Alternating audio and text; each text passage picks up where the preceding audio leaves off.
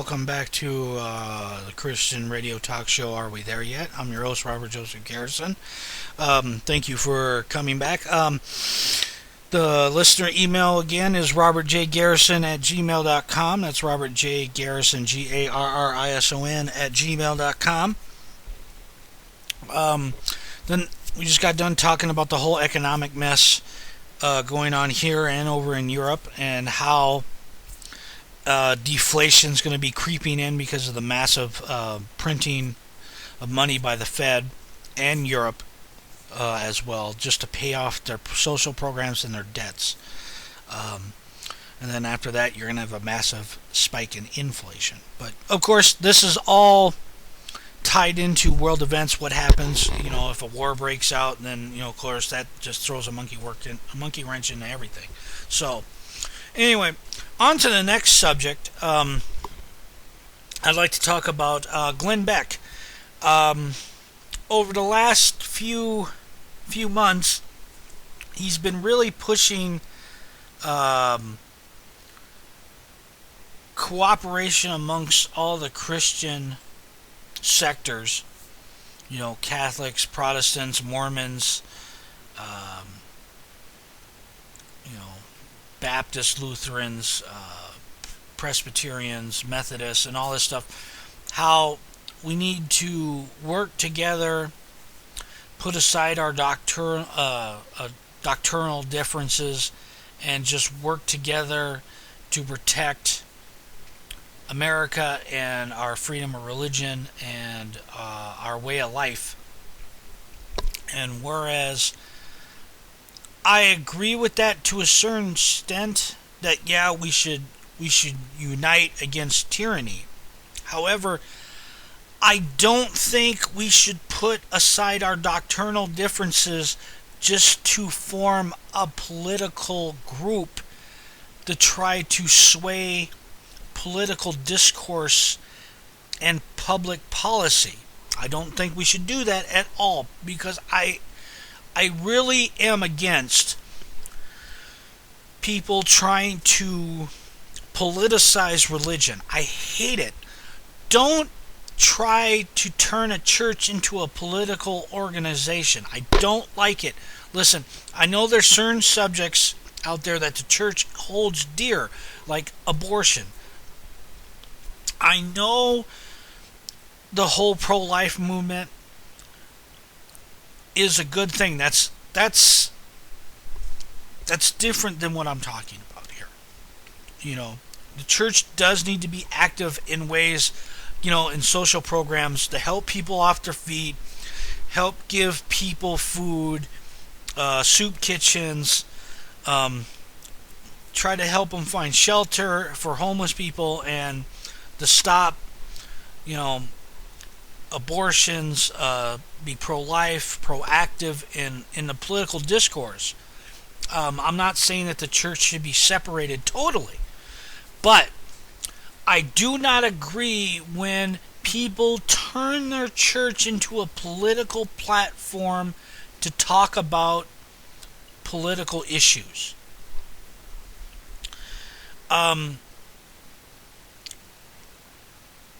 The one thing that Glenn Beck keeps promoting is this document called the Manhattan Declaration. What it is it's a document that's signed by Christian leaders and Christian theologians, where it's hard to disagree with the document, because the document is everything that we Christians stand for. Pro-life, the traditional marriage between a man and a woman, and everything like that. However, excuse me, like I said earlier, we should not give up our doctrinal differences just so I can have a political ally in this fight against what I think is socially wrong in America, or the administration, or I disagree with the administration or their agenda. I think we can work together. However, I don't think we should disregard the gospel for that political agenda. We must not ignore the true message of the gospel just to gain political points and power to create and steer the political agenda.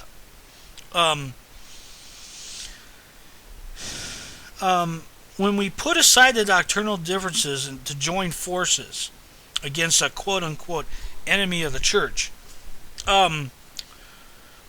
what we're doing is we are putting faith in us humans,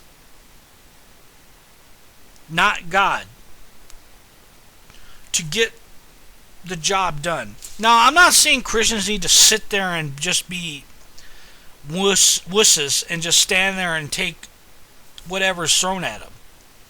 But we shouldn't sell the gospel down the river just so we can gain political power, so we can fight against something that we disagree with politically. All this stuff was made popular by the Christian Coalition during the whole Reagan administration, which they did a lot of good. However, what they did was they took religion, they politicized it. There is no room for politics in religion, period. I'll probably get some slack from people for saying this, but personally, religion needs to be religion.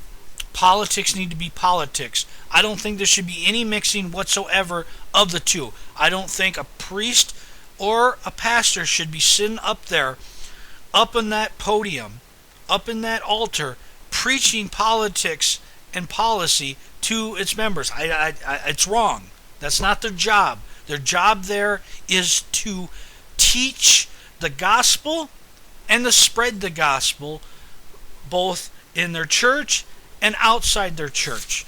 Now, like I said, I'll probably get some slack for this. That's fine. I'll take it. But there's a few people, like I said, the Manhattan Declaration, as it is, if you look at it, it's a good document. However, there is some minor flaws in it. People like MacArthur and James White are against it because it's whole let's hold hands and sing Kumbaya and totally disagree, and that seems to be the whole notion now that's going on within the Christianity right now. Is, hey, let's forgive our differences, let's just all be together, we're all one in Christ, and the whole mechanicism of we got to get together and be one. No, we don't. Roman Catholics believe in salvation in a totally different way than Protestants. That's the whole reason why we had the Protestant Reformation. They saw salvation as grace plus faith plus works. Not so with the Protestants. They saw salvation as grace through faith plus nothing. There is absolutely nothing that humans can add to the equation to make themselves more worthy of salvation. Period. And that's why the whole Protestant Reformation happened, because of the disagreement of salvation. Now, we would do a disservice to the Protestant Reformation if we just said, well, we'll put aside our differences on doctrinal stuff just so we can get together and be as one against something such as a political agenda. That'd just be totally wrong. And we would totally do the disservice to all those Protestants and all those people who put their life on the line so the truth of the gospel would be brought forth to the masses. Anyway, I got to take a break here, so stay with us and we'll be right back.